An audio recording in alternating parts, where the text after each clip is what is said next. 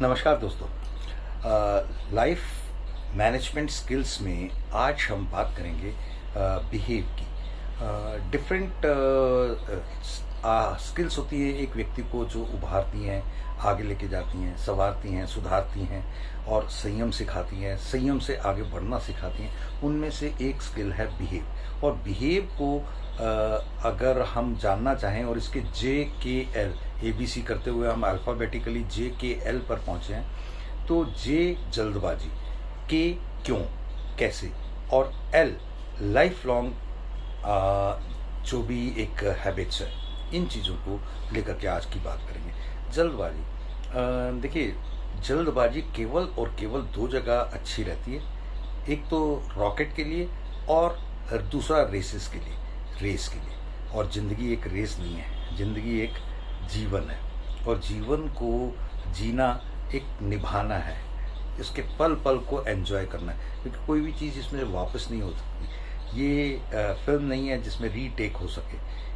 यही एक चीज़ है जिसका रीटेक नहीं हो सकता, इसलिए इसके हर पल को जल्दबाजी के बगैर। अब जल्दबाजी का काम वैसे भी शैतान का है, ऐसा बुजुर्ग लोग कह गए हैं, तो क्या किया जाए। बिहेवियर में सबसे ज़्यादा इम्पॉर्टेंट है आपका संयम। मैं इस मामले में मुझे अपने वीडियो में कहने में बिल्कुल गुरेज नहीं कि मैं अपने परिवार से, अपने खास करके बेटे से बहुत कुछ सीखता हूँ।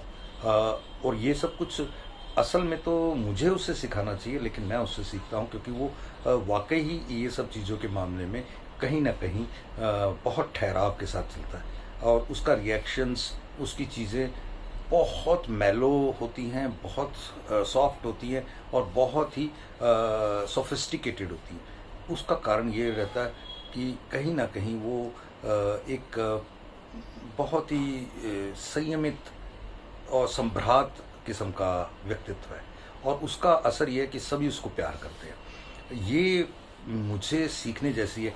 ऑफ कोर्स बाहर मेरा भी यही सब कुछ रहता है, लेकिन कहीं ना कहीं अपने खास लोगों के साथ कभी कभी जब किसी चीज़ में अति हो जाती है तो मैं अपना संयम कभी कभी हल्का सा खो देता हूँ। तो वो मैं अपने अंदर से मिटाना चाहता हूँ। जल्दबाजी नहीं करनी, भाग दौड़ नहीं मचानी, और उसको अगर हम समझ लेते हैं तो मेरे ख्याल से बहुत सारी प्रॉब्लम्स का सॉल्यूशन दूसरों के पास नहीं, अपने पास, अपने अंदर से ही निकल के आ जाता है। क्यों? जिस दिन एक व्यक्ति अपने पूरे दिन के बारे में रात को ये तय करना शुरू कर दे कि ये मैंने कार्य क्यों किया, तो उस दिन उसके कार्यों के प्रति जो उसकी सचेतता है, उसके दिशा की प्रति बहुत कुछ नया जोड़ने लग पड़ेगी। क्यों से आपको मतलब है कि मान लीजिए कि मैं खड़े खड़े पानी पी रहा हूँ, तो खड़े खड़े पानी पीने की बजाय मैं अगर बैठ के पानी पीऊँ तो क्यों क्यों उसमें क्या फ़ायदा, क्या नुकसान है। अगर मैं उसके क्यों जान लूँ तो कैसे अपने आप सुधर जाएगा कि बैठ के पीना चाहिए या खड़े होकर पीना चाहिए। और पानी पीते वक्त प्रभु का एक आनंद महसूस करना, प्रभु का एक अमृत अंदर जा रहा है और वो पूरे शरीर को एक शानदार अनुभूति दे रहा है कि जान आ रही है, एक एनर्जी आ रही है। ये सारी चीज़ें कहते हैं ना, मैनिफेस्टेशन आपकी लाइफ में बहुत बड़ा रोल करती है।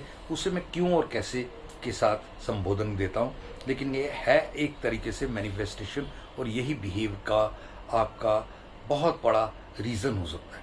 मैंने उसने पूछा कोई एक बात और मैंने उसका एक जवाब दिया। अगर उस जवाब को मैं नहीं देता या सोच के देता तो शायद ये बात बिगड़ती नहीं और ये बात बहुत अच्छे से संयमित होके आगे बढ़ती, वगैरह वगैरह। ये individual to individual, situation to situation, time to time depend करेगा, डिफर करेगा। एल लाइफ लॉन्ग याद रहे।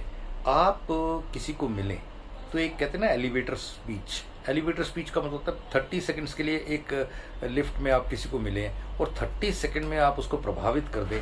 ये बहुत बेहतरीन तरीका है किसी के साथ जुड़ने का। और ये मतलब आप उसको इतने बढ़िया तरीके से अपने बारे में बताएं कि वो आपसे और जानना चाहे, आपसे कार्ड ले, आपके साथ जुड़ना चाहे।